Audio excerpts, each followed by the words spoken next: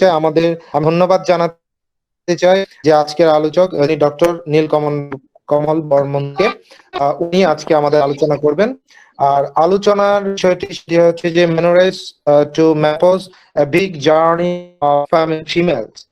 তো আমি স্যারের পরিচয়টা শুধু ছোট করে দিতে চাই যে doctor Nilkamal Barman, HMS honours, DI Hom, homeo Ratna, Bangladesh, director homeo clinic and research centre, vice president, world federation of homoeopath. আমাদের এই শ্রদ্ধেয় শিক্ষাগুরু আজকে আমাদের ক্লাসটি নেবেন। তিনি একজন বিশুদ্ধ হোমিওপ্যাথ এবং প্রশিক্ষক, বর্তমান এবং ইন্ডিয়ার মধ্যে কয়েকজন হোমিওপ্যাথির মধ্যে একজন বলে আমি মনে করি। তাই আমি আমি আপনাদের ভালোবাসায় শিক্ষিত মোহাম্মদ রাইসুল খান, যুব খান ফাউন্ডেশন, তাদেরকে আমন্ত্রণ জানিয়ে আজকের এই 222তম ক্লাসে ক্লাস আপনাদের স্বাগত জানাই। এবং আমি আবারও বলছি, সবাইকে অনুরোধ করছি যে মিউট করে দেবেন। আপনার কষ্ট হয় সেই জিনিসটা আপনারা নিশ্চয়ই চাবেন না। এই অনুরোধে আজকের আমাদের শ্রদ্ধেয় নীলকমল বর্মন স্যারকে অনুরোধ ক্লাসটি শুরু করার জন্য। ধন্যবাদ সবাইকে। নমস্কার স্যার। আসসালামু আলাইকুম। জি প্লিজ। হোমিও দর্পণ ওয়ালাইকুম গ্রুপের আজকের 222তম ক্লাসে যে সমস্ত শিক্ষক মন্ডলী, যে সমস্ত ছাত্রছাত্রী এবং যে সমস্ত অনুরাগী সুধীবৃন্দ এই অনুষ্ঠানে আজকে এসেছেন, তাদের প্রত্যেককে আমার অন্তরের অন্তঃস্থল থেকে শ্রদ্ধা জানাচ্ছি। আজ 2 নভেম্বর মহেন্দ্রলাল সরকারের, ডক্টর মহেন্দ্রলাল সরকারের জন্মদিন। এই দিনটি আমরা খুবই পালন করে থাকি, কারণ ডক্টর মহেন্দ্রলাল সরকারকে চেনেন না ভূভারতে এমন কেউ নেই। তার চেয়ে বড় ব্যাপার হচ্ছে উনি বোধহয় ভারতবর্ষের দ্বিতীয় এমডি ছিলেন তৎকালীন যুগের এলোপ্যাথি শাস্ত্র মতে, এবং কিভাবে তিনি এই হোমিওপ্যাথিতে এসেছিলেন সে কথা সবার জানা। তার জন্ম আমাদের এই হাওড়ারই পাইকপাড়াতে, আমার বাড়ি থেকে মাত্র 6-7 কিলোমিটার দূরে। গত বছর আমরা তার জন্মভিটেতে আমরা গিয়েছিলাম, শ্রদ্ধা জানিয়ে এসেছিলাম। আজকে হয়তো সেটা যাওয়া সম্ভব হয়নি, তবু তাকে পরম শ্রদ্ধার সাথে আমি স্মরণ করছি, তাকে প্রণাম জানাচ্ছি, কারণ তিনি ছিলেন বলেই বোধহয় আজকের এই ভারতবর্ষের বুকে হোমিওপ্যাথির এতখানি বিস্তার লাভ ঘটেছে। তাছাড়া তিনি ছিলেন আমাদের ঠাকুর পরমহংসদেবের চিকিৎসক। আমি অনেক সময় একটা কথা বলে এসেছি, যেখানে ঠাকুর হোমিওপ্যাথির উপর নির্ভর করতে পেরেছিলেন, আমরা কেন নির্ভর করতে পারবো না? অতএব এখন আমি শুরু করতে যাচ্ছি আমার লেকচার বা ক্লাস। সব থেকে আগে আমি আমাদের ক্লাসের পরিচালক মোহাম্মদ রাইসুল ইসমাইল খানকে ধন্যবাদ জানাচ্ছি, যিনি খান ফাউন্ডেশনের প্রতিষ্ঠাতা এবং পরিচালক, কারণ তিনি আজকের উপস্থাপক। তাহলে শুরু করা যাচ্ছে আজকের আমার ব্যাপারটা। আমি এই ক্লাসটার একটা নামকরণ করার জন্য ডক্টর কুণাল ভট্টাচার্যের সাথে একটু আলোচনা করছিলাম। তখন আমি নিজেই বললাম যে দেখো, যেহেতু বেশ কয়েকটা ক্লাসের ভিতর দিক দিয়ে আমার লেকচারগুলো থাকবে, এই গাইনির ব্যাপারটা ওর একটা নামকরণ করা হোক। তো একটা নামকরণ করেছিলাম। নামকরণটা হচ্ছে menarche to menopause, a long journey of a female. পরবর্তী ক্ষেত্রে আমি বললাম যে লং জার্নি নয়, এটা নাম করা উচিত ছিল এ বিগ জার্নি অথবা এ ক্রুশিয়াল জার্নি। কেন? কারণ আমি যদি শুধু লং জার্নির কথা বলি, তাহলে দেখা যাবে একজন মহিলার বা মহিলাদের শুধু একটা সময়ের কথা বলা হবে, যে সময় তারা সুস্থ থাকে অথবা অসুস্থ থাকে, কিন্তু সেটা আমার উদ্দেশ্য নয়। কারণ আমি জানি যে মহিলাদের এই যে সমস্যা, এই যে ব্যয়বহুল সমস্যা বা তাদের যে অবদান, সামাজিক যে স্বীকৃতি, সামাজিক পরিস্থিতি, তাদের মাতৃত্বের যে ব্যাপারগুলো, সমস্তটাই জুড়ে রয়েছে তাদের এই মেনার্কি থেকে মেনোপজ পর্যন্ত। সেই জন্য এই দীর্ঘ সময় যে তাদের রোগ জ্বালা যন্ত্রণা এবং চিকিৎসকের সাথে যে একটা আত্মিক সম্পর্ক গড়ে ওঠে, এমন অনেক সমস্যা আছে তার পরিবারের লোকেরা জানে না, তার স্বামী হয়তো জানে না, কিন্তু তারা অবলীলায় তার চিকিৎসককে বলতে পারেন তার শারীরিক সমস্যার কথা এবং মানসিক সমস্যার কথা। সেই জন্য একজন মহিলার দ্বিতীয় পরম বন্ধু বা তৃতীয় পরম বন্ধু বোধ একজন চিকিৎসকই হতে পারেন, যিনি তাকে সম্পূর্ণ আরোগ্যের পথ দেখাতে পারেন। তাহলে দেখা যাচ্ছে সেই চিকিৎসককে এমন কতগুলো জিনিস, সেই বায়োলজিক্যাল ফেনোমেনন গুলোকে সুন্দরভাবে জানতে হবে, যাতে তিনি তাকে আরোগ্যের পথে নিয়ে যেতে পারেন। আর একটা কথা তো স্বীকার করতেই হবে যে পিতৃত্বের চেয়ে মাতৃত্বের অবদান কিন্তু অনেক অনেক বেশি। কারণ তারা যে পরিমাণে যন্ত্রণা, যে পরিমাণে কষ্ট এবং সারা জীবন ধরে যে প্রতিকূলতার মধ্য দিয়ে জীবনটাকে অতিবাহিত করেন একটা সুস্থ সমাজকে, একটা সুস্থ সন্তান দেওয়ার জন্য। অতএব তাদের যদি চিকিৎসার দায়িত্ব যখন চিকিৎসকের উপর বর্তায়, তখন সেই চিকিৎসক ততটাই সাবলীল ভাবে চিকিৎসা করতে হবে, যাতে পরবর্তী প্রজন্ম একটা সুন্দর পৃথিবীর মুখ দেখতে পায়।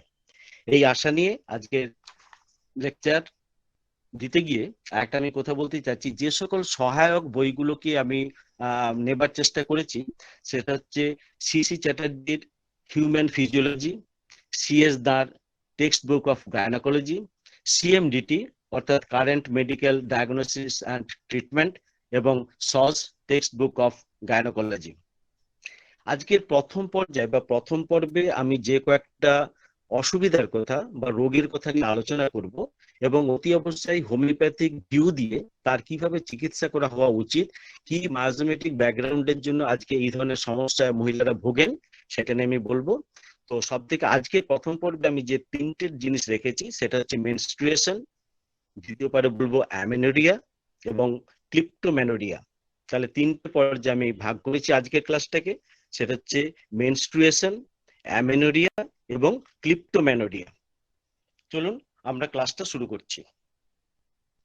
মেনস্ট্রুয়েশন সম্বন্ধে আমাদের স্যার যেদিন প্রথম পড়িয়েছিলেন, তিনি একটা ভূমিকাতে আজও আমার মনে পড়ে, তিনি এই কথাটা বলেছিলেন যে আজকে যে জিনিসটা পড়ানো হবে তোমাদের, সেটা চিকিৎসক জীবনের সাথে সাথে ব্যবহারিক এবং দাম্পত্য জীবনে অনেক বেশি তোমার কাজে লাগবে। এই ইন্ট্রোডাকশন দিয়ে তিনি আমাদের ক্লাস শুরু করেছেন। সেই স্যারকে সম্মান জানিয়ে আজকে আমি সে একই কথা বলছি, যারা আজকে এই ক্লাসটা শুনছেন, যে সকল শুভানুধ্যায়ীরা, যে সকল হোমিওপ্রেমীরা বা হোমিওপ্যাথিকে ভালোবাসা যারা এসেছেন, তারা চিকিৎসক জীবনের তো অনেক কিছু জানতে পারবেনই, সেই সঙ্গে আরো বেশি দরকার পড়ে যায় তাদের ব্যবহারিক জীবনে। কারণ একজন সুস্থ নাগরিকের, একজন সুস্থ মানুষের দাম্পত্য জীবন অতিবাহিত করতে হলে এই সমস্ত জিনিসগুলো কিন্তু একান্তভাবে জানা জরুরি।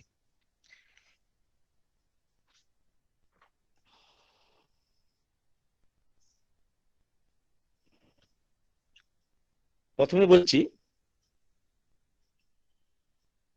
Menstruation. What is menstruation? Menstruation কাকে বলে? সব থেকে সুন্দর, গুরুত্বপূর্ণ এবং আমার মন কাড়া যে আমি ডেফিনেশনটা পেয়েছি, সেটা হচ্ছে সিসি চ্যাটার্জির বই থেকে।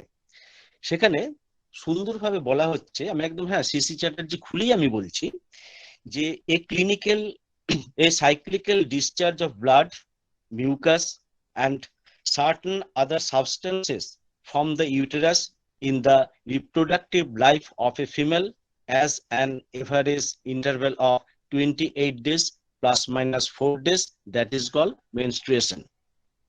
মেনস্ট্রুয়েশন সম্বন্ধে আমার প্রত্যেকের ধারণা আছে, নতুন তাহলে বলার কিচ্ছু নেই। শুধু একটা জিনিস আমাদেরকে বলে নিতে হবে যে মেনস্ট্রুয়েশনটা কখন হয়, কেন হয় এবং কিভাবে হয়। আমরা প্রত্যেকে জানি যে আমাদের ম্যানার্কি শুরু হয়, মহিলাদের ম্যানার্কি শুরু হয় মোটামুটি 12 থেকে 13 বছরের মধ্যে। অতি অবশ্যই 15 বছরের মধ্যে তার পিরিয়ড শুরু হয় এবং সেটা চলতে থাকে আগামী 50 থেকে 55। ফরেন বই 55-এর কথা বলা যাচ্ছে, আমাদের এখানে কিছু কিছু মহিলাদের ক্ষেত্রে 55 হলো গড়পড়তা দেখা যায় যে 50 বছরের মধ্যে তাদের কমপ্লিট সিজেশন অফ মেনস্ট্রুয়েশন অথবা মেনোপজ হয়ে যায়। এই যে একটা লম্বা জার্নি, অর্থাৎ একজন মহিলার যৌবন আরম্ভ হওয়া থেকে শুরু করে তার মেনোপজ পর্যন্ত এই যে সময়টা, এই দীর্ঘ একটা সময়, তারা নানা রকম সমস্যায় জর্জরিত হয়। আগে যে জিনিসটা তার মায়ের কাছ থেকে জানতে পারেন সেটা হচ্ছে মেনস্ট্রুয়েশনের ব্যাপারটা। তাহলে মেনস্ট্রুয়েশনটা কি?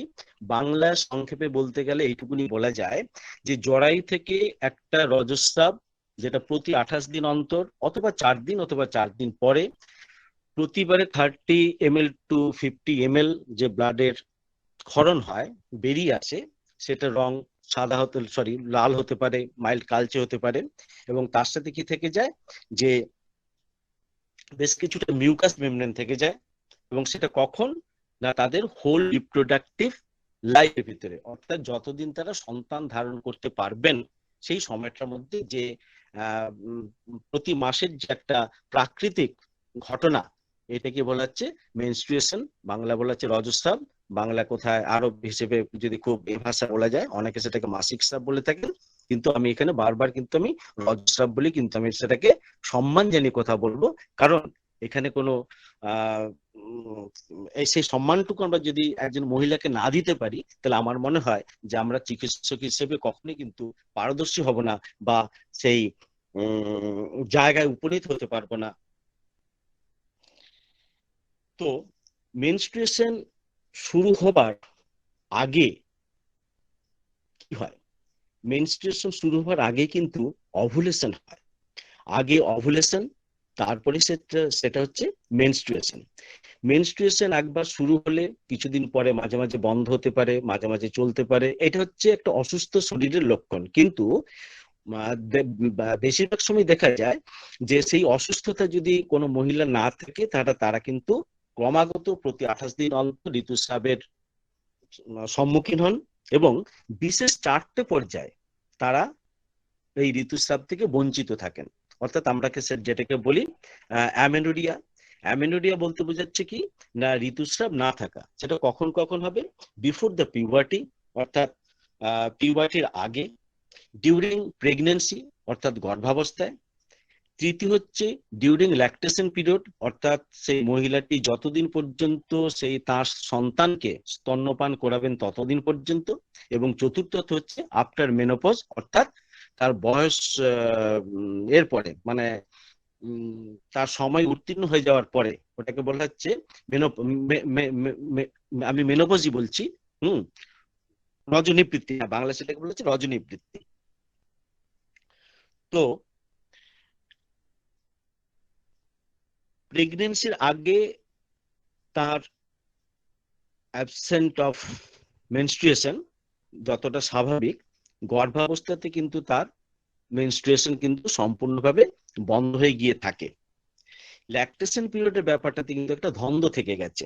বইয়ে লেখা আছে যতদিন পর্যন্ত একজন শিশু দুগ্ধপান করে ততদিন পর্যন্ত কিন্তু তার মায়ের পিরিয়ডটা হয় না।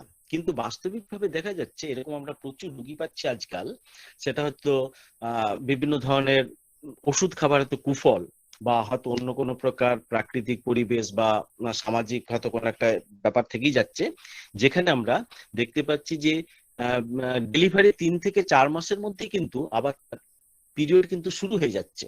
তখন আমরা সেই হিসেবেই তার চিকিৎসা করে থাকি, বা তাকে যেভাবে প্রোটেকশন নেবার কথা বলে থাকি আমরা সেভাবে সেটা বলে থাকি। এইভাবে কিন্তু তাদের জীবিকাটা, তাদের জীবন ধারণ হয়ে থাকে। তাহলে আমরা এই পিরিয়ডের সময় আমরা যে ব্লাডটা বেরোয়, আমরা তাতে কি পাবো? আমরা দেখতে পাচ্ছি স্ট্রিপড এন্ডোমেট্রিয়াম, কিছুটা মিউকাস, কিছুটা লিউকোসাইটস, এবং আনফার্টিলাইজড ওভাম। অর্থাৎ যে ওভামটা ফার্টিলাইজড হতে পারলো না, নিষিক্ত হতে পারলো না একটা শুক্রাণুর দ্বারা, সেই মৃত ওভামকে আস্তে আস্তে কিন্তু বেরিয়ে চলে আসে। আমি মৃত বলেছি, খুব কনসাসলি আমি বলেছি, কারণ সেই অবস্থাতে ওভামটার যেহেতু আর সেই ফেজটাকে অতিক্রম করে অপেক্ষা করেছিল একটা স্পার্মের জন্য, যখন সে স্পার্মটাকে পাচ্ছে না, সে তখন ডেথ অবস্থা হয়ে যায়।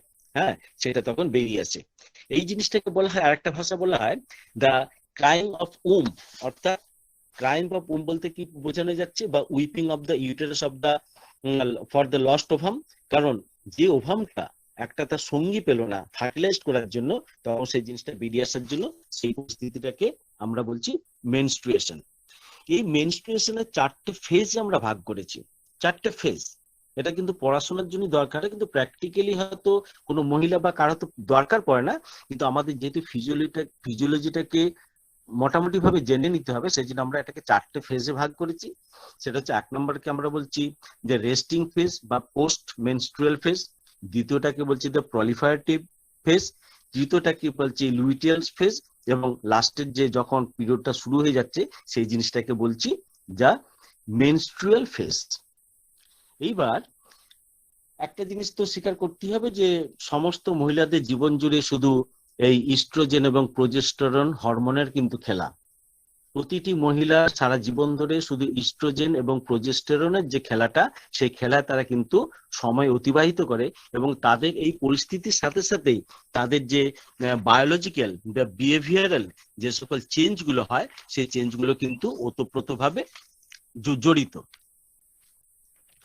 এবার যখন মেনস্ট্রুয়েশন হচ্ছে এরকম জায়গায় আমরা কি কি ধরনের অসুবিধাগুলো দেখব? আমরা দেখব তাদের ভিতরে একটা মুডিনেস, আমরা দেখবো একটা ট্রাবলসাম স্লিপ অর্থাৎ ঘুমের প্রতি একটা বিঘ্নতা, ফুড ক্র্যাভিং বিভিন্ন ধরনের খাবার জিনিসের প্রতি একটা আসক্তি, cramp in the lower abdomen and bracket, পেটের নিচের দিকে তল পেটে একটা ক্র্যাম্পিং পেন, খেঁচে ধরার মতো বা খাঁচ লাগার মতো একটা ব্যথা, সেই থেকে কোমরে ব্যথা, টেন্ডারনেস অফ ব্রেস্ট অর্থাৎ স্তনের স্ফীতি, সেই সঙ্গে থেকে যাচ্ছে অ্যাকনে অর্থাৎ গালে বিভিন্ন ধরনের পিম্পল। খুব স্বাভাবিক যাদের পিরিয়ড হয় তাদের ক্ষেত্রে কিন্তু এই অসুবিধাটার জন্য কখনো ওষুধ নেবার কখনো দরকার পড়ে না। যদি সেটা কখনো অসুস্থতা মাত্রাতিরিক্ত হয়, যদি ব্যথা বেশি হয়, এক্সেস ফ্লো হয়, বা ঘুমের কোনো বিঘ্ন ঘটে থাকে, বা ক্র্যাম্প যেটাকে বললাম সেই রকম যদি জিনিসগুলো থেকে থাকে, তাহলে কিন্তু ওষুধ নেবার একটা বিশাল প্রয়োজন হয়েই থাকে। তখন আমরা কিন্তু তার জন্য আমরা ওষুধের ব্যবস্থা করি, কিন্তু প্রথম অবস্থাতে আমরা কখনো ওষুধের কথা বলবো না, বা এখন এই লেকচারের মাধ্যমে কিন্তু আমি ওষুধের কোনো ব্যাপারটাকে নিয়ে আসবো না। এই যে 4টে স্টেজ, 4টে যে বিভাগ, তাতে আমরা কতগুলো ছোট ছোট পরিবর্তন আমরা লক্ষ্য করতে পারি। যেমন রেস্টিং ফেজ বা ফলিকুলার ফেজ যেটাকে বলা হচ্ছে, এটা হচ্ছে যে মাত্র 1 থেকে 5 দিন পর্যন্ত অবস্থান হতে পারে বা হয়ে থাকে, এবং ইউরিনের মধ্যে তখন ইস্ট্রোজেনের পরিমাণটা অদ্ভুতভাবে বেড়ে গিয়ে থাকে। তখন আমরা যদি হরমোন টেস্ট করাই, ইউরিনের যদি আমরা আরই করাতে দিই, তখন আমরা দেখতে পাবো এই ধরনের চেঞ্জগুলো এসে থাকে। প্রলিফারেটিভ স্টেজ হচ্ছে পরের স্টেজটা, যেটা ডিউরেশন হচ্ছে মাত্র 14 দিন। মিউকোসার যে থিকনেস অর্থাৎ মিউকোসার থিকনেস যেটা, অর্থাৎ মিউকোসাটা কি? মিউকোসাটা হচ্ছে এই পিরিয়ড চলাকালীন ইউটেরাইন মিউকোসা বলে একটা মোস্ট স্টেরয়েড হরমোনাল ডিপেন্ডেন্ট একটা কম্পোনেন্ট তৈরি হয়ে গিয়ে থাকে। এই কম্পোনেন্ট যেটা হয় সেটা একটা জমতে হয় কি, যদি প্রেগনেন্সি অ্যারাইজ করে তাহলে তখন ওটা প্লাসেন্টায় রূপান্তরিত হয়, বা আমরা যেটাকে বাংলায় বলে থাকি অমরা। কিন্তু যদি সেটা প্রেগনেন্সি না আসে থাকে, তখন কিন্তু সেটা হচ্ছে কি ওই পিরিয়ডের সময় যে ব্লিডিং হয় তার সাথে কিন্তু এটা বেরিয়ে যায়। তাহলে সেই ফেজটাতে ইউরিনের যেটা ব্যাপার থাকে, এই ঘটনাটা কিন্তু ঘটছে কখন না প্রলিফারেটিভ স্টেজে, এবং তখন ম্যাক্সিমাম ইস্ট্রোজেন এক্সক্রিয়েশন হতে থাকে থ্রু ইউরিনের মাধ্যমে এই জিনিসগুলো বেরিয়ে আসতে থাকে। প্রিম্যাচিওর প্রিমেনস্ট্রুয়াল যে ফেজটা আছে সেটা হচ্ছে 15 থেকে 20 দিনের মধ্যে হয়। এখানে কিন্তু মিউকোসার যে থিকনেসটা অস্বাভাবিকভাবে বেড়ে যায়, এবং পরবর্তী ক্ষেত্রে যেটা ডিস্ট্রাকটিভ স্টেজ অর্থাৎ সেইখানে গিয়ে কিন্তু যে রজস্রাব যেটা হয় সেটা সম্পূর্ণভাবে বেরিয়ে আসে, এবং পরবর্তী আগামী 28 দিনের জন্য আবার নতুন ভাবে তাদের ইস্ট্রোজেন এবং প্রোজেস্টেরনের যে স্বাভাবিক ক্রিয়াকর্ম যেটা সেটা তৈরি হতে পারে। একটা কথা খেয়াল রাখতে হবে, অনেক মহিলা এসে বলছে যে মাসে আমার 2বার হয়। এই মাসে 2বার কথাটার ভিতরে কিন্তু একটা রহস্য হয়ে গেছে। দেখা গেছে 31শে মাস তিনি 1 তারিখে তার পিরিয়ড হয়েছিল, এদিকে হয়তো 26-27-এর মধ্যে হয়েছে। উনি কিন্তু খেয়াল করেছেন যে হ্যাঁ এই তো আগস্ট মাসেই তো আমার 2বার হয়ে গেল। প্র্যাকটিক্যাল না, কিন্তু আমাদেরকে এই জায়গাটা তাকে বুঝিয়ে দিতে হবে কতদিন অন্তর হচ্ছে। যদি 28 থেকে 30 দিন অন্তরের মধ্যে যদি তার পিরিয়ডটা যদি এসে থাকে, তখন কিন্তু আমরা সেটাকে খুবই স্বাভাবিক জিনিস বলে কিন্তু আমরা মেনে নেব, কারণ এটা কিন্তু হয়ে থাকে। আর সেই সময় কিন্তু কোনো প্রকার জ্বালা যন্ত্রণা ব্যথা না সেই অর্থ হয়ে থাকে না। যদি খুব বেশি হয়ে থাকে সেখানে আমাদের চিকিৎসার দরকার আছে, কিন্তু আমাদেরকে বুঝিয়ে দিতে হবে যে প্রতিটা মুহূর্তে মুহূর্তে যদি মেডিসিন খাওয়া হয় সেটা কিন্তু স্বাস্থ্যের জন্য ঠিক নয়, বা তার স্বাভাবিক যৌন জীবন যাতে ওই সময় বন্ধ রাখা হয়, এবং কিভাবে পরবর্তী ক্ষেত্রে তার ব্যবহারিক জীবনটা তৈরি হবে সেটা একজন চিকিৎসকের কর্তব্য সেটা তাকে বুঝিয়ে দেওয়া। কারণ গ্রাম বাংলার দিকে এখনো পর্যন্ত অনেক মহিলাদের কিছুটা কুসংস্কার রয়ে গেছে, কিছুটা ভ্রান্ত ধারণা রয়ে গেছে, তারা মডার্ন সায়েন্সে স্বর্ণাপন্ন হতে পারেনি বলে তারা অনেক ধরনের ভুল ভ্রান্তি চিন্তা ভাবনা নিয়ে চলে। অথবা একজন চিকিৎসকের, বিশেষ করে আমাদের হোমিও চিকিৎসক যারা আমরা গ্রামের দিকে প্র্যাকটিস করি, বা এই যেটা আমি আগে বলছিলাম যে তাদের সাথে আমাদের একটা আত্মিক যোগ গড়ে ওঠে, তাদের উচিত এই ব্যাপারটা সম্বন্ধে কিন্তু সুস্পষ্টভাবে ধারণা এনে দেবার। এবার কি ওই ছোট মেয়েটাকে তো বলা সম্ভব হচ্ছে না, তখন তার মা বা তার দিদিমা বা কাকিমা যারা তাকে নিয়ে আসে তাদের সেই ভুল ধারণাটা ভাঙিয়ে মেয়েটা যাতে একটা সুস্থ স্বাভাবিক যৌন জীবন পালন করতে পারে সেই জিনিসের প্রতি আমাদের কিন্তু ব্রতী হওয়া উচিত। এবার দেখুন, দেখা যায় যে 1 মাস 2 মাস পিরিয়ড হবার পর অনেকের পিরিয়ডটা বেশ কিছুদিনে বন্ধ হয়ে যায়। কোনো কোনো মহিলাদের ক্ষেত্রে দেখা যায় যে তাদের পিরিয়ডটা যেখানে 12 থেকে 13 বছরের মধ্যে শুরু হওয়ার কথা ছিল সেটা না হয় 13, 14, 15 বছর পর্যন্ত হয়ে যাচ্ছে, তখনও পর্যন্ত হচ্ছে না। এই যেরকম যে 2-3টে ঘটনা, আমরা সেই 2-3টে ঘটনাকে দুটো ভাগে ভাগ করেছি। অর্থাৎ বলতে চাইছি যে প্রাইমারি অ্যামেনোরিয়া এবং সেকেন্ডারি অ্যামেনোরিয়া। এই যে অ্যামেনোরিয়ার কথা বললাম, অ্যামেনোরিয়া মানে কি না ঋতুস্রাব বন্ধ থাকা বা অ্যাবসেন্স অফ মেনস্ট্রুয়েশন, ঋতুস্রাব না হওয়া। তাহলে ঋতুস্রাব কাদের হবে না? প্রথমে বলেছিলাম যে কুমারী অবস্থায় 12 থেকে 12 বছরের আগে মহিলাদের ঋতুস্রাব হবে না।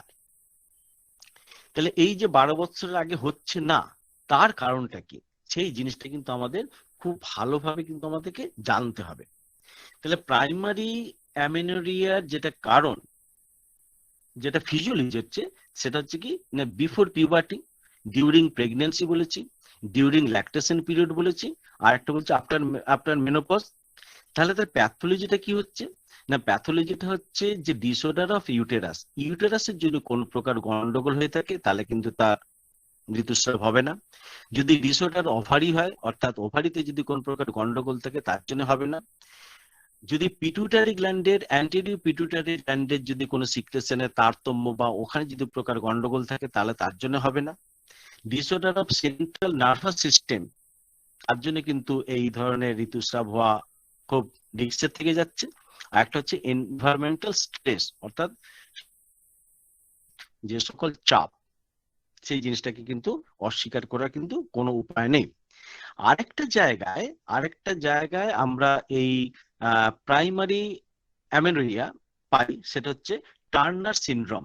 টার্নার সিনড্রোম বলতে একটা কনজেনাইটাল একটা বা হেরিডিটারি ডিজিজ আছে, যেখানে এক্স ক্রোমোজোমের একটা অভাব থেকে যায়, ডেফিসিয়েন্সি সিনড্রোম। একটা এক্স ক্রোমোজোমের অভাবের জন্য টার্নার সিনড্রোম দেখা দেয়। তখন হচ্ছে কি তার শর্ট হাইট, অর্থাৎ মহিলার উচ্চতাটা কম হয়, ডেভেলপমেন্টের বেশ কিছু প্রবলেম থেকে যায়, তার সাথে কিছু ডিফেক্টিভ হার্ট ডিজিজ দেখা যেতে পারে। এটা যদি আমরা কেরিওটাইপ টেস্ট করি তাহলে কিন্তু আমাদের ধরা পড়ে যাবে সে টার্নার সিনড্রোমের পেশেন্ট কিনা। যদি টার্নার সিনড্রোমের পেশেন্ট হয়ে গিয়ে তাহলে কিন্তু তার এই প্রাইমারি অ্যামেনোরিয়াটা হওয়া কিন্তু খুব স্বাভাবিক জিনিস। সেখানে কিন্তু একটু কেরিওটাইপ টেস্টের দরকার হয়। আমাদের ওই অনুমান করে ব্যয়টাকা দিলাম খর্বাকৃতি বলে বা হতে দেরি হচ্ছে বলে, তার চেয়ে অনেক বেশি সাইন্টিফিক ভাবে আমরা মেডিসিনকে সিলেক্ট করতে পারবো। সিলেক্ট যদি নাও করি অন্তত জানতে পারবো যে ওই মহিলাটির কিসের জন্য এই ধরনের বিপর্যয় দেখা দিয়েছে, বা তার অ্যামেনোরিয়া দেখা দিয়েছে, প্রাইমারি অ্যামেনোরিয়া দেখেছে, বা কেন তার ঋতুস্রাব হচ্ছে না। এই রোগটা কিন্তু জানা খুব দরকার।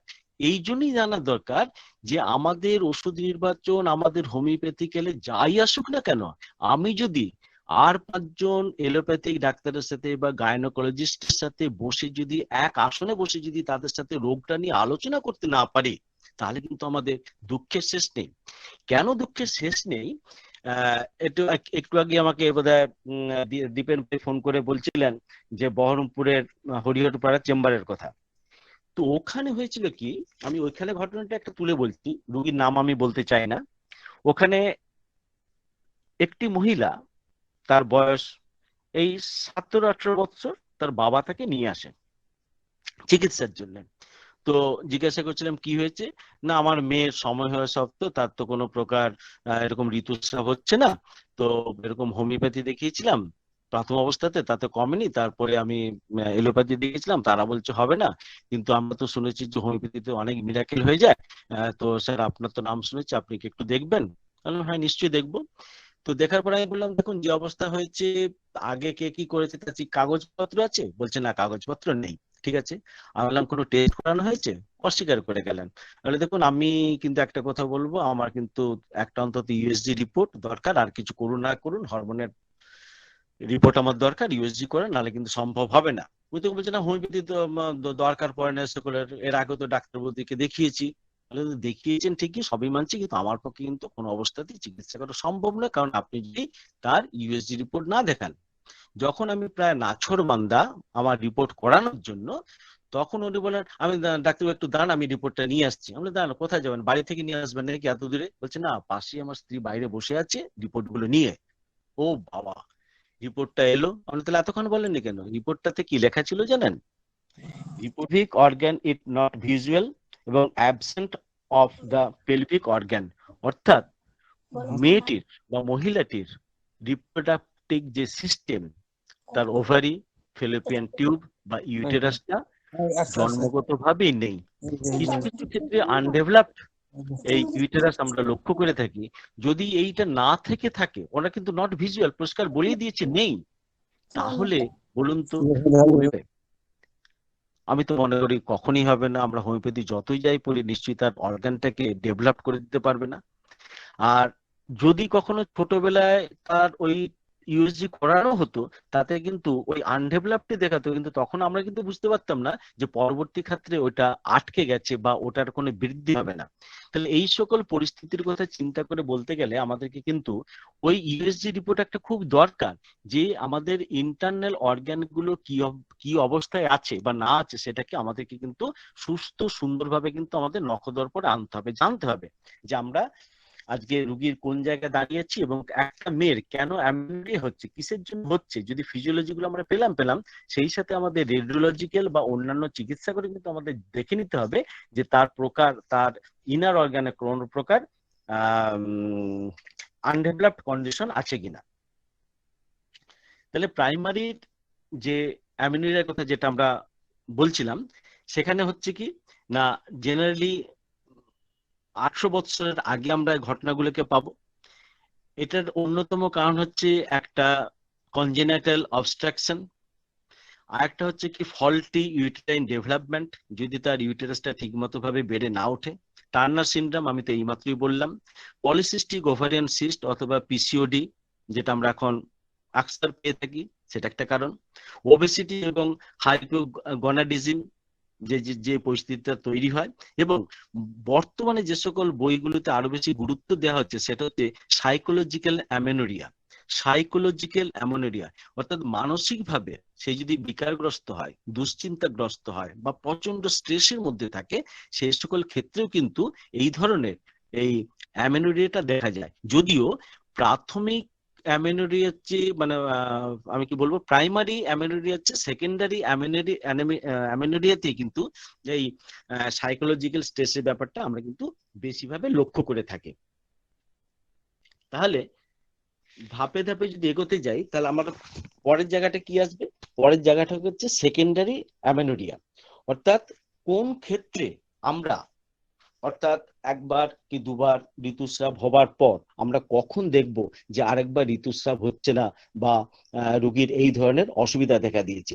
সেই সেই জায়গাটার কথা যদি আমরা খুব ভালোভাবে লক্ষ্য করি, তাহলে দেখতে পাচ্ছি কি যে ডেবিলিটারি ফ্যাক্টর, যদি শরীরের প্রচন্ড দুর্বলতা থেকে থাকে, যদি শরীরে প্রচন্ড দুর্বলতা থেকে থাকে, যদি বেশ কিছু দুরারোগ্য রোগী যদি ক্রমাগত ভুগতে থাকে, সেখানে কিন্তু এই ডেবিলিটারি ফ্যাক্টরের জন্য কিন্তু সেকেন্ডারি অ্যানিমিয়া দেখা দেয়।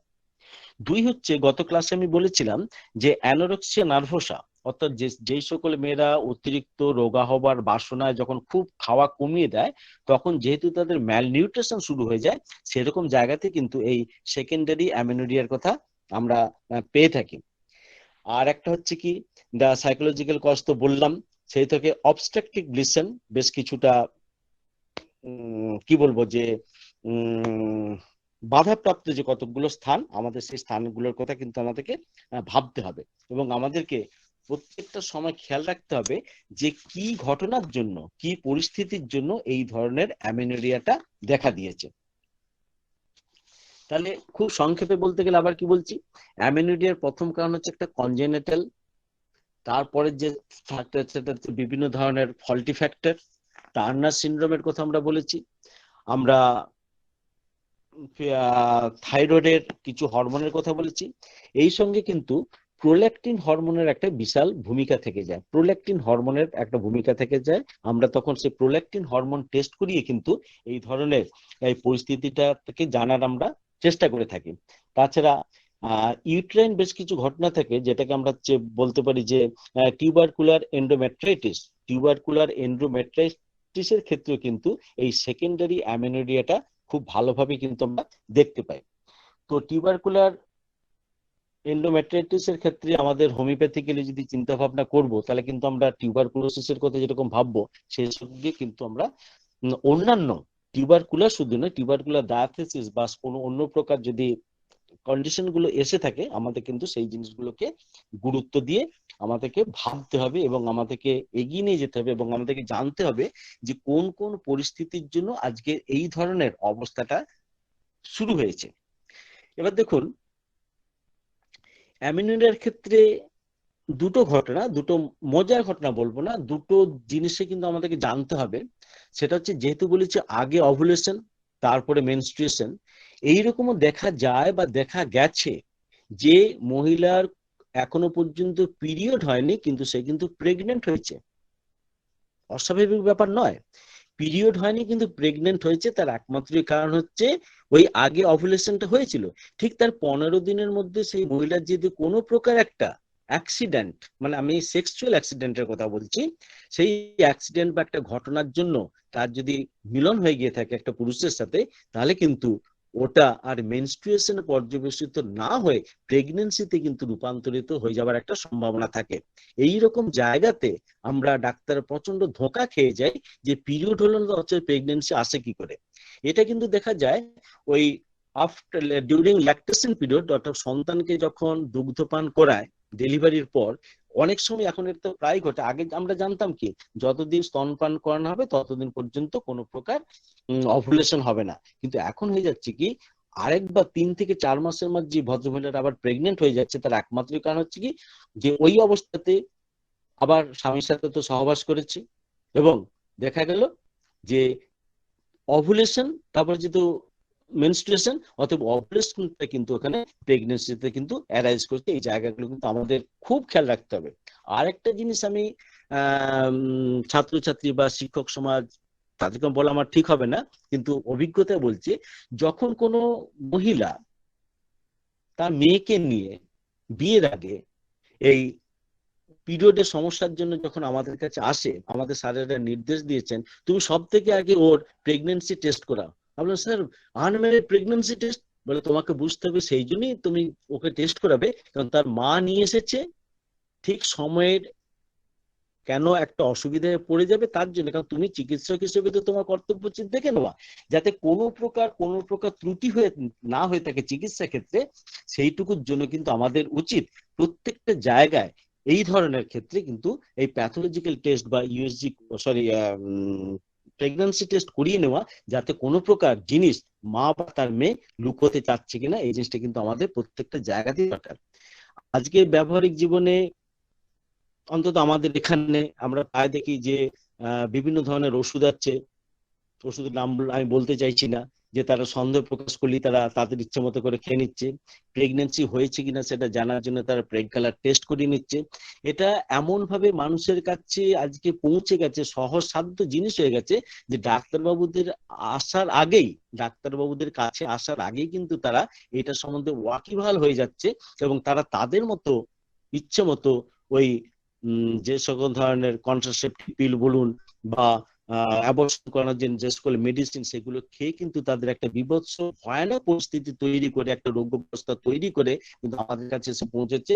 আমাদের সেই জায়গাগুলোকে কিন্তু তখন চিকিৎসকের পক্ষে খুব কঠিন হয়ে যাচ্ছে যে আমরা তাদের কিভাবে চিকিৎসা দেব বা পরবর্তী ক্ষেত্রে কি প্রিকশন নেব, সেই জায়গাগুলোতে আমাদের কিন্তু ভাবার মতো একটা সময় এসে দাঁড়িয়েছে।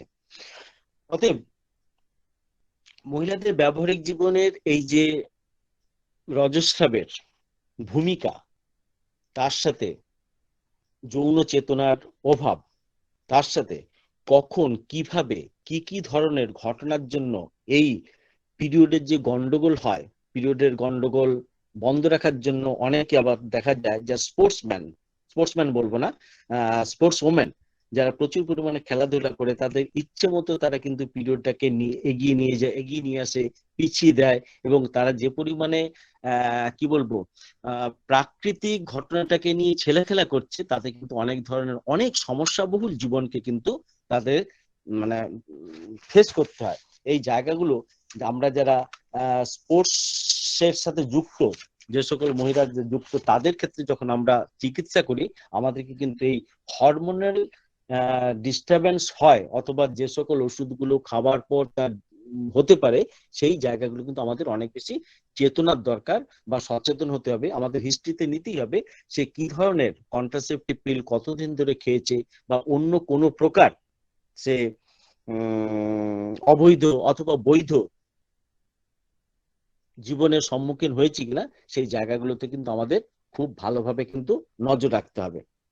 তাহলে এই অ্যাবসেন্ট অ্যামেনোরিয়া প্রাইমারি এবং সেকেন্ডারি, তাহলে প্রাইমারিতে প্রথম বলছি প্রথম অবস্থা, সেকেন্ডারি হচ্ছে কি না একাধিকবার বা অনেকবার হয়ে যাওয়ার পর যদি না হয় তখন থেকে আমরা সেকেন্ডারি বলছি।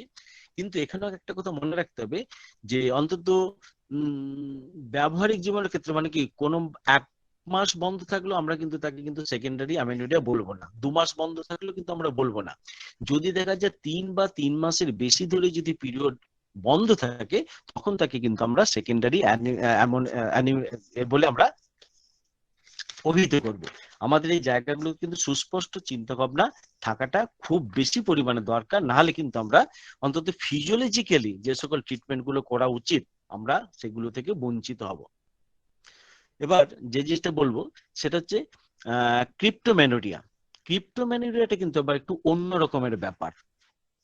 সেটা হচ্ছে কি যে পিরিয়ড হয়েছে কিন্তু সে পিরিয়ডটা রোগী অনুভব করতে পারেনি।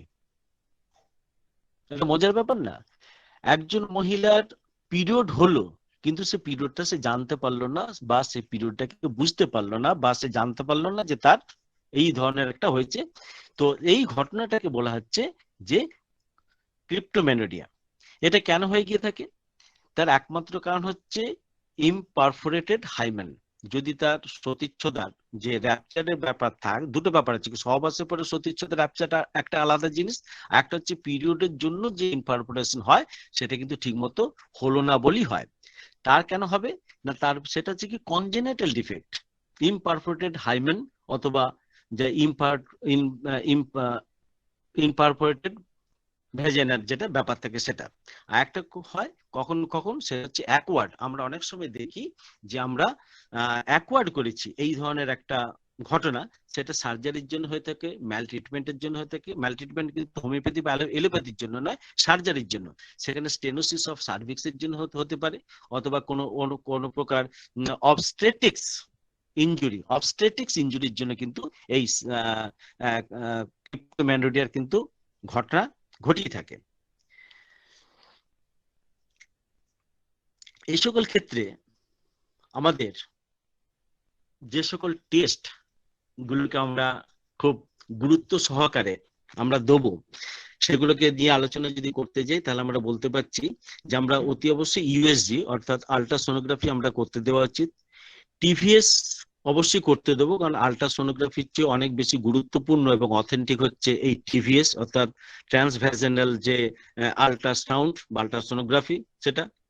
তার সাথে আমরা দেখি না অ্যামেনোরিয়া প্রোফাইল টেস্ট রক্তের, তাতে টিএসএইচ এবং এফএসএইচ এবং এলএইচ এর যে ডেটা সেগুলোকে আমরা পেয়ে গিয়ে থাকি, অর্থাৎ অ্যামিনোডিয়া প্রোফাইল টেস্ট, টিভিএস, এবং যদি ইউএসজি করাতে দিই তাহলে কিন্তু আমরা এই পরিস্থিতিটাকে সহজে বুঝতে পারবো যে কি অবস্থায় এটা দাঁড়িয়ে আছে। এবার পেশেন্ট কিভাবে বুঝতে পারবেন যে তার ক্রিপ্টোমেনোডিয়ার ব্যাপার? তখন দেখা যায় যে পেটে একটা অস্বাভাবিক ব্যথা হয়, পেটে তল পেটে গুটি গুটি আকার। অ্যাকচুয়ালি কি হলো, যে ব্লিডিং হলো কিন্তু শরীর থেকে বেরিয়ে এলো না। যে ব্লিডিংটা হলো সেটা তো একটা ফরেন বডি, সেটা তো বেরিয়ে যখন আসতে না পেরে সিভিয়ার যন্ত্রণা হয়, গোল টিউমার টাইপ শেপ নেয়, কিছু কিছু সময় ইনফেকশন হয় না, ইনফ্লামেশন হতে পারে। আর তার জন্যই দেখা যাচ্ছে কি না, ওই জায়গাগুলোতে বদ রক্ত জমে যাওয়ার মতো অসুবিধা হয়। তখন সার্জারি শরণাপন্ন হলে সেই জিনিসটাকে তারা অপারেট করে ওই রক্তটাকে বের করে দেয়, এবং পরবর্তী মাস থেকে সেটা স্বাভাবিক অবস্থায় দেখা দিতে পারে। এই যে ঘটনাগুলো, এই ঘটনাগুলোর ভিতরে কিন্তু রয়ে গেল আমাদের হোমিওপ্যাথি দৃষ্টিভঙ্গিতে বা চিন্তা ভাবনায় অনেক ধরনের ঘটনা। যখন অ্যামিনোডিয়া প্রথম অবস্থাতে থাকছে সেটা দেখুন একদম ফাংশনাল লেভেলে আছে, সেটা অবশ্যই আমরা সাইকোটিক বলে দাবি করতে পারি। কিন্তু যখন ডিলে হচ্ছে, প্রপার সময় উপযুক্ত সময় হচ্ছে না, তার সেই ঘটনার কথা চিন্তা করলে আমরা তাকে দুটো মাধ্যমের অন্তর্ভুক্ত করতে পারছি, সেটা হচ্ছে সাইকোটিকও আসতে পারে, সিফিলিটিকও আসতে পারে। যদি কনজেনিটাল বা অন্য প্রকার এই সমস্যা থেকে থাকে, যে সমস্যার জন্য তার এই উদ্ভূত পরিস্থিতি তৈরি হচ্ছে, সেই জায়গাগুলোকে কিন্তু আমরা সিফিলিটিকের আন্ডারে কিন্তু আমরা নিয়ে যাব। কিন্তু যদি উপযুক্ত কারণ পাই, অর্থাৎ তার ব্যবহারিক জীবন, তার খাদ্য, তার আচার ব্যবহার, তার কি পরিমাণে মানসিক বা দৈহিক পরিশ্রম করে, সেই জায়গাগুলোকে আমরা যদি জানতে পারি, তাহলে আমরা বিচার করব যে সেটা সাইকোটিকের দিকে ফেলবো কি আমরা শরিকের দিকে ফেলবো। আর ট্রিটমেন্টের কথা যেটা আসছে, সেটা প্রতিবারই যে জিনিসটা ঘটে থাকে সেটা হচ্ছে আমাদের ট্রিটমেন্ট হবে কিন্তু সিস্টেমেটিক এবং সিমটোমেটিক। সিস্টেমেটিক অতি অবশ্যই, কারণ দেখুন আমাদেরকে কিছুটা এখানে কিন্তু প্যাথোলজিতে মানতেই হয়। প্যাথোলজি আমরা মানবো, কেন মানবো না? প্যাথোলজি না মানলে কিন্তু এই আধুনিক বিজ্ঞানের যে এগিয়ে যাওয়ার যে রসদ, এগিয়ে যাওয়ার যে একটা পরিস্থিতি, আমরা কিন্তু কখনোই সেটা জানতে পারবো না বলে কিন্তু আমাদের এই এই প্যাথোলজিক্যাল টেস্ট গুলোর খুব শরণাপন্ন হতেই হবে। তাহলে কিন্তু আমাদের প্রপার ডায়াগনোসিস বা প্রপার ভাবে কিন্তু এগিয়ে যেতে পারবো না। যেটা আমি ওই ভদ্রমহিলার যেটা কথা বললাম, কোনো হোমিওপ্যাথির তো ক্ষমতা নেই যে তাকে ওই স্বাভাবিক সুস্থ স্বাভাবিক জীবন ফিরিয়ে দেওয়া। অতএব এখানে আমরা যদি ইউএসজি করে নিশ্চিত ভাবে হতে পারি যে তার অর্গান গুলো প্রপার ডেভেলপমেন্ট হয়নি, তাহলে তো আমরা সেইভাবেই এগোবো। আর যদি জানতে পারি যে কি ধরনের অসুবিধা হয়েছে, তাহলে আমরা সেইভাবে এগোতে পারি। এই সকল জায়গাগুলোতে ম্যাক্সিমাম সময় কিন্তু একটা সাইকোটিক সাইকোটিক মাঝমের একটা প্রভাব প্রত্যেকটা রোগীর ক্ষেত্রে কিন্তু লক্ষ্য করা যায়। তা বলে সাইকোটিক প্রভাব পেলাম আর আমরা ওই অ্যান্টিসাইকোটিক মেডিসিন হিসেবে থুজা দিয়ে দিলাম বা মেড্রিন দিলাম, এটা কিন্তু হোমিওপ্যাথিক সমাধান নয়। কিন্তু তার সাথে তার আর যে ধরনের সমস্যা বলি, তার যে ধরনের কষ্ট, তার যে ধরনের প্যাথোলজিক্যাল ফাইন্ডিংস আমরা পাবো, সে প্রত্যেকটা জায়গাকে কিন্তু নিয়ে আমাদের চলাটা উচিত বলে আমি আমি অন্তত মনে করি। সেই জন্য আমাদের কাছে যখন পেশেন্টরা আসছে, আমরা প্রথম অবস্থাতে রুগী আমরা কমই পাচ্ছি। আমরা একাধিক ডাক্তারবাবুকে দেখিয়ে যখন আমরা রুগী পাই, আমরা সবসময় বলি যে আপনার কি ধরনের চিকিৎসা হয়েছে তার একটা কাগজ দেখান। কারণ তারা সেই কাগজগুলো দেখালে আমরা সেইভাবে কি কি কি বলবো, যে কি ত্রুটি বিচ্যুতির জন্য তাকে চিকিৎসা সাফল্য পাওয়া যায়নি, আমরা সেই জিনিসটা কিন্তু খোঁজার চেষ্টা করি। তারপর আমরা ওষুধটাকে দেওয়ার চেষ্টা করি। সেটা কিন্তু ওই আমাদের রেপার্টরি বলুন বা সিমটোমোলজি নিয়ে বলুন, যেভাবে বলুন, কিন্তু রোগের ব্যাপারটাকে কিন্তু আমাদের সবসময় মাথায় রাখতেই হবে। নাহলে কিন্তু আমরা কখনো সুন্দরভাবে তার চিকিৎসা করতে পারবো না। আর একটা ব্যাপার কি, রুগীটিকে আপনি আশ্বস্ত করতে পারবেন না। রুগীটিকে আপনি আশ্বস্ত করতে বলতে পারবেন না যে আপনার এই জিনিসটা ঘটেছে, কারণ সে তো একাধিক গাইনোকোলজি কিন্তু দেখিয়ে এসেছে, সে জেনে গেছে তার রোগের সমস্যার কথা। অতএব আপনাকে যদি সেই জায়গায় তার আস্থাভাজন হতে হয়, তাহলে কিন্তু এই জায়গাগুলোকে কিন্তু এই যে ফিজিওলজি কোনটা, প্যাথোলজি কোনটা, নর্মাল কোনটা, অ্যাবনর্মাল কোনটা, এই জায়গাগুলো কিন্তু আপনাকে নিশ্চিতভাবে শুধু জানলেই চলবে না, তাকেও বুঝিয়ে দিতে হবে যে যে সমস্যাটা নিয়ে আপনি আজকে ওনার কাছে এসেছেন, চিকিৎসকের কাছে এসেছেন, সেটা কিন্তু ওই ডাক্তারবাবু ভালোই বোঝেন। শুধু তাই নয়, হোমিওপ্যাথিতে তার বেশ কিছু ধরনের সমাধান আছে। এবার যদি প্রাইমারি অ্যামেনোরিয়ার আমরা রুগী পাই, আমাদের কনস্টিটিউশনাল ট্রিটমেন্ট কিভাবে কি হবে সেটা যতটা না গ্রহণযোগ্য বা জানার যোগ্য, আমরা কিন্তু কেন্দ্রের রেপার্টরিতে অতি অনায়াসেই সেই জায়গাটা খুঁজে পাবো। সেটা হচ্ছে কি, রুব্রিকটা হচ্ছে মেন্স ডিলেড ইন গার্ল, তারপর লেখা আছে দেখবেন ফার্স্ট মেনস্ট্রুয়েশন, অর্থাৎ যে সকল মহিলাদের প্রথম ঋতুস্রাব বা আদ্য ঋতুস্রাব হতে প্রচন্ড পরিমাণে দেরি হয়, তার মেডিসিনের ভিতরে কি পাচ্ছি আমরা? কর্সিকাম, গ্রাফাইটিস, ক্যালিকার, ন্যাট্রামিউর, পালসিটিলা, টিউবারকুলিনাম, আমি যে কটা বললাম প্রত্যেকটা হচ্ছে ফার্স্ট ইয়ার মেডিসিন। আর যদি মায়াজমের কথা চিন্তা করেন, তাহলে অতি অবশ্যই সোরা তার ব্যাকগ্রাউন্ডে তো আছেই, তার সাথে কিন্তু সাইকোসিস, এবং সোরা এবং সাইকোসিসের এই সংমিশ্রণে, অথবা সংমিশ্রণ মানাটা সম্ভব হবে কি হবে আমি জানি না, আমি বলতে চাচ্ছি একটা রিয়ারের ব্যাপার, একটা প্রাধান্যের ব্যাপার, যার ভিতরে সোরা সাইকোসিস আছে। কখনো দেখা যাচ্ছে যে সোরার প্রভাব বেশি, কখনো সাইকোসিস প্রভাব বেশি, কখনো তো একদম ইকুয়াল পোর্শনে থাকে, কখনো সাইকোসিস বাড়ে। সেটা যে লক্ষণগুলো উঠে আসবে তার উপরে আমাকে নির্ভর করব। কিন্তু আমরা যে রুব্রিকটার কথা ভাববো, সেটা হচ্ছে কেন্ট কেন্ট রেপার্টরির ওই রুব্রিকটা, যে menses delayed in girl in first menstruation. এবার যদি সেকেন্ডারি অ্যামেনোরিয়ার কথা আমরা ভাবি, তাহলে কিন্তু আমাদের অনেকগুলো জায়গা দেখবেন, সেকেন্ডারি অ্যামেনোরিয়ার যদি আপনারা প্যাথোলজি পান না, খুব নিশ্চিতভাবে বলা যেতে পারে 90% পেশেন্ট কিন্তু সাইকোটিক এবং সিফিলিটিক। এখানে কিন্তু সোরার প্রভাব নেই। সোরার প্রভাব নেই বলেই ঘটনাটা ঘটছে। তখন সেইখানে যে রুব্রিক, সেখানে রুব্রিক আমরা পাচ্ছি জেনাইটাল ফিমেলে, যদি ম্যাক্সিমাম সময় টিউমারের ক্ষেত্রে বলা আছে দেখবেন। হ্যাঁ, আমি টিউমারের জন্যই ওষুধ দিতে বলছি না, কিন্তু এই সিমটম গুলোর সাথে ম্যাক্সিমাম সময় রিলেশন থেকে গেছে এই ডক্টর কেন্টের এই রুব্রিকটার উপরে, জেনাইটালিয়া ফিমেল ইন টিউমার। সেখানে আমরা ওষুধের ভিতরে পাচ্ছি এপিস, পাচ্ছি ল্যাকেসিস, পাচ্ছি লাইকোপোডিয়াম, পাচ্ছি ক্যালকেরিয়া ফ্লোর, ক্যালকেরিয়া ফস, পাচ্ছি স্যালিসিয়ার মতো গুরুত্বপূর্ণ মেডিসিন। এবং এখানে যদি মায়াজমের ব্যাকগ্রাউন্ডের কথা বলতে চান, তাহলে কিন্তু বলতে পারবো যে সাইকোটিক এবং সিফিলিটিক এই দুটো মায়াজমের প্রাধান্যের জন্যই এই ধরনের এই সেকেন্ডারি অ্যামেনোরিয়ার মতো ঘটনাটা কিন্তু ঘটে থাকে।